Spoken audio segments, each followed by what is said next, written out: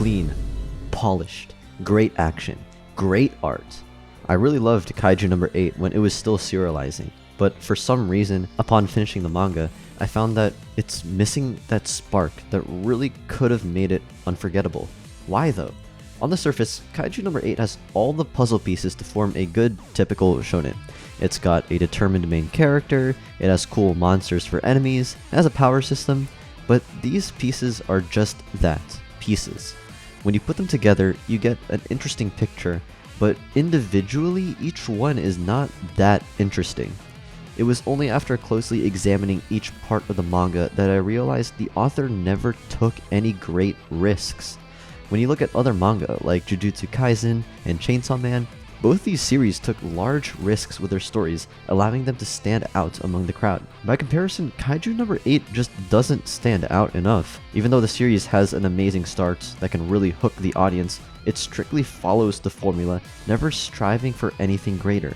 I'm sure the author had a lot of fun drawing the manga, and I'm really not bashing them for any decisions they made, especially since the series was likely affected by editorial rushing, but I find the manga to be a fascinating specimen because it should have been great, I think, but somewhere along the way it went from a potential classic to just good enough, and the reason why comes down to one thing: narrative complacency.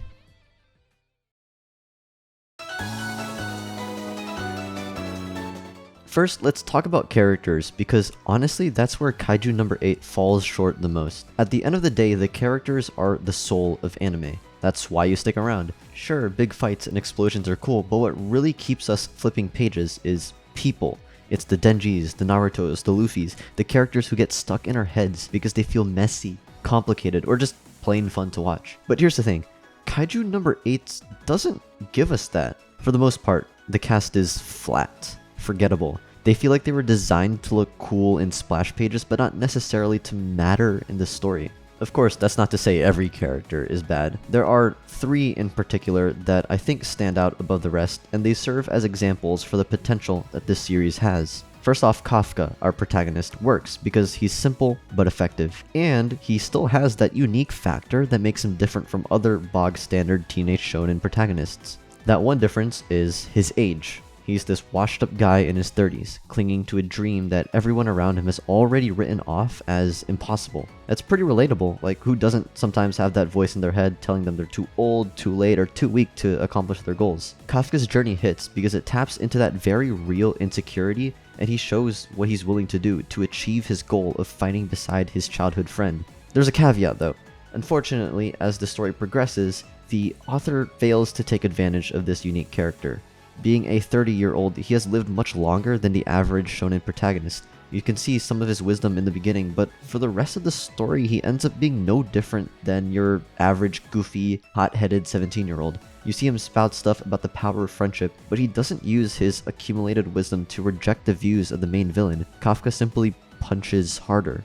The other 2 standout characters are Hikaru Shinomiya and her father, Isa Shinomiya. They are probably the best written characters in the series. Together they form a strong, compelling relationship dynamic. To start, Hikaru has a great mix of vulnerability and confidence. Her backstory actually informs her choices, and you believe her drive. When we see her succeed, it's cathartic because we know the struggles she endured in the past with her father, who always pushed her to perfection. Her character arc accomplishes what a supporting character should do: support the story. You see, her arc isn't just in a vacuum like the other side characters. Her arc is tied to many other aspects of the series. Through Hikaru, we get a smooth introduction to her father, learning about his flaws and his motivations. We learn about the past through Hikaru's mother and the event that caused her death, allowing for some light world building. All in all, Hikaru and her father are the 2 characters who feel like they have depth beyond just a strong soldier who fights kaiju. But what about the other characters? Well, that's where the problems start piling up. Reno Ichikawa, Kafka's supposed co-lead and emotional anchor, is so bland, like painfully bland. He's positioned as this human perspective character, the one who's supposed to ground the story while Kafka deals with being part monster, but he never really grows into that role. His arc feels like the series is telling us he's important instead of showing us through meaningful development. By the time the story tries to make him a big deal, it's like, Sorry, I just don't buy it. He didn't really earn his powers or his ability to bond with a numbers weapon. He's just talented. It seemed like the main events of the story moved so quickly that we didn't get the time to dive into what drives Reno. Why does he want to fight Kaiju so badly? What are the stakes if he isn't able to defend the country or defend himself? Compare this to Kikaru, who's always under pressure to be perfect. She wants to avenge her mother. She doesn't want to let down her father. The aspects of her character come together to form a strong sense of pride that, when shattered, allows her to grow as a character as she realizes she can rely on other people for help. Reno doesn't get any of these character-defining moments despite being the deuteragonist of the story. In the end, when it comes down to the three main characters, only Kikaru ends up being a compelling character, which is such a huge letdown. As for the other side characters, it would be redundant to talk about all of them, so I'll focus on the prime example of what makes them so boring. And that example is Gen Narumi. He is meant to be the archetypical strongest character. You know, every shonen has them, the character who's so powerful, so untouchable, that the whole cast looks up to them in awe. Normally these characters are fun because they ooze personality. Like, everybody knows Gojo. The guy shows up, kills curses without breaking a sweat, and to top it all off, he's got a super compelling backstory. But in Kaiju number 8, Gen feels like a cardboard cutout. When he's first introduced, he's badass, obviously, but we also see that he's actually a slacker. Sure, such a juxtaposition is a good way to introduce a character by hooking the audience's attention, but it's too surface level in the long run. Gojo is an amazing character because we see more and more of his past as the story progresses, and we get to understand why he has his specific personality traits. In the end, Gen has no real complexity, nothing to latch onto. He's just there. And the thing I found most confusing about Gen is that he's basically unnecessary in the story. It feels like the author just added him because shonen manga always need to have that strongest character. Once again, it's that concept of puzzle pieces. Sure, you can put them together, form a shonen, but if each piece is not individually interesting, there might not be a point in adding the piece in the first place. Before Gen was introduced to the story, we already had similar characters, like Kikaru's father. He dies, of course, but he left such a strong impression in a short time because of the depth of his character.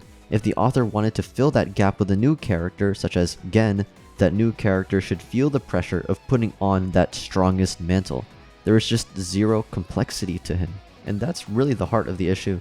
Kaiju number 8 plays it way too safe with its characters. They're polished, sure, they look great in spreads, they check the right shonen boxes, but they don't take risks. They aren't pushed into weird, messy, or uncomfortable territory. And that's why, outside of Kikaru Isao, and I guess Kafka to an extent, most of them are so easy to forget. They're designed for mass appeal, but not for longevity.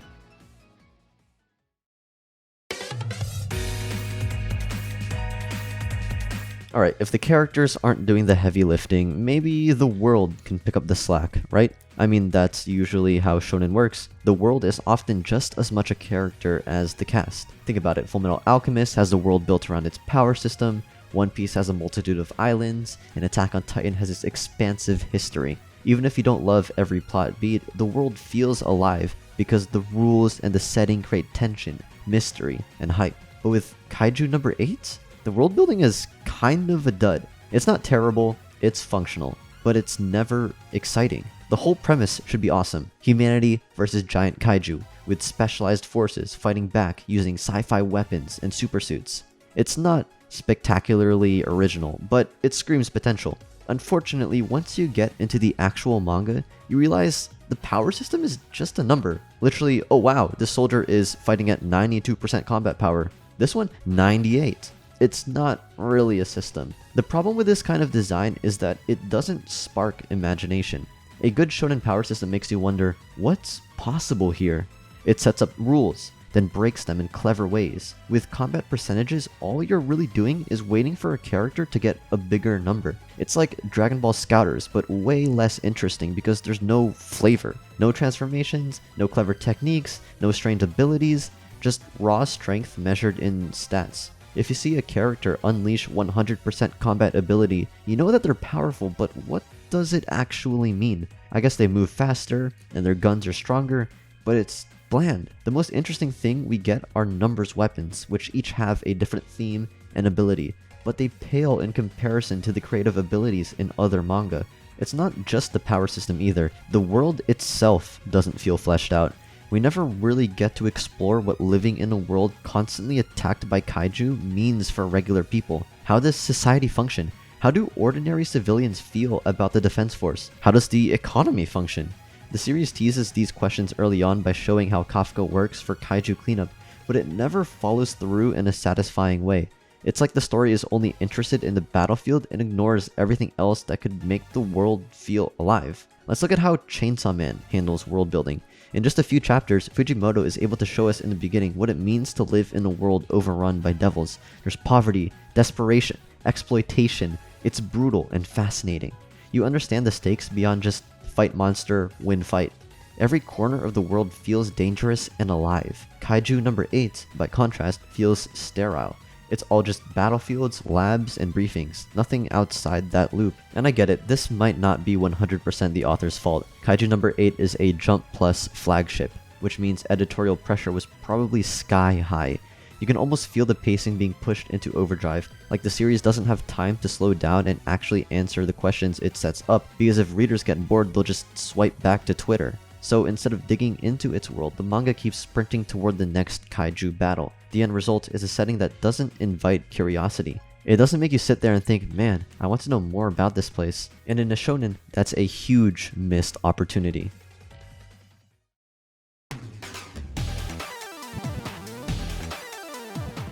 When a manga's characters and world building are bland, there isn't much you can do to save it, but sometimes a good villain can take a story to a different level. For example, I personally wasn't very invested in Hunter x Hunter until Meruem appeared and showed the immense potential that the story has to offer. As another example, the episodic beginning of Bleach wasn't really that captivating until we went to Soul Society and got introduced to all the colorful captains as antagonists. The story got pretty good at that point, but the Aizen twist took the story in such a crazy direction. These characters aren't just the bad guy. They're forces of nature that reshape the entire narrative. They challenge the heroes in ways that feel personal, ideological, or even philosophical. But Kaiju number 8's big bad? Kaiju number 9? Yeah, he's not all that. At first he seemed promising, actually. Number 9 starts off as this creepy, mysterious menace. You don't know what he wants. You don't know how strong he really is. And there's an unsettling vibe whenever he shows up. He's sneaky, manipulative, and there's a sense that he's pulling the strings behind the curtain. All of that could have been the setup for a truly terrifying villain. But the payoff? Super disappointing. Over time, the mystery just evaporates. Instead of becoming more layered or more frightening, number 9 basically devolves into a generic monster of the week with extra steps. He spawns in minions and attacks, all to accomplish his one goal of eradicating humanity. Why? I don't know. His personality never evolves beyond, I am evil, I want to kill everyone. And by the time we reach the big climax, the way Kafka beats him is he just punches a lot. Until number 9 dies, and that's it. And look, I love a good punch as much as the next person. Shonen is built on characters decking each other into next week. But the best fights mean something beyond the punches. They are emotional payoffs, ideological clashes, or at the very least, they showcase something unique about the villain. Now, there's nothing wrong with a pure evil villain. Like, you can definitely pull that off. But with number 9, it's just brute force. The big scary mastermind we've been teased for volumes is reduced to a punching bag and it feels lazy. He's supposed to be the king of kaiju, the one who represents them. Through number 9, we could have learned more about the monster's origins and the world building surrounding them. But no, we don't. By the end, we just learned that kaiju come from energy in the Earth's fault lines. It's such wasted potential. And then, after number 9 is defeated, he gets replaced with the Daikaiju of the Meireki era, which is even worse. It's like Kaguya replacing Madara as the final villain in Naruto. You have a pre-established great antagonist, but they're thrown away for someone who barely has any development. Number 9 could have been a reflection of Kafka, maybe the embodiment of what Kafka fears he could become as a half-kaiju, which is something that gets thrown away in the story, by the way. It never gets mentioned after the first time. Or, Kaiju number 9 could have been tied more deeply into the Defense Force's history, exposing corruption or moral compromises. There were so many directions to go in, but instead he's just another obstacle to overcome. Cool design, creepy smile, zero depth. Compare that to Chainsaw Man again, where every villain feels distinct and memorable. Even devils that only appear for a handful of chapters manage to leave a lasting impression because they tie into bigger themes or force the characters into interesting situations. Number 9, on the other hand, overstays his welcome without ever being compelling, and when your main villain flops, the entire story loses tension. Because if the final boss doesn't matter, then what's the point of all the buildup? Why should we care about the struggle if the ultimate payoff is just a big dumb brawl with no substance? Once again, number 9 is another symbol of Kaiju number 8's biggest flaw. The series never takes risks. It sets up something intriguing, then resolves it in the most straightforward, safe, and predictable way possible. And safe storytelling rarely makes for a great villain.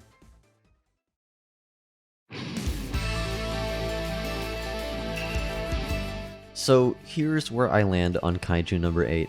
It's not a bad manga. In fact, in a lot of ways, it's hyper polished. The art is super clean, the pacing is fast, the premise is simple and easy to sell. In a vacuum, all of these aspects are good, but Kaiju number 8 never goes above and beyond. When we look at the characters, most of them are flat and underdeveloped. As for the world, it's functional, but boring. Its power system has all the excitement of a phone battery percentage. And the villain?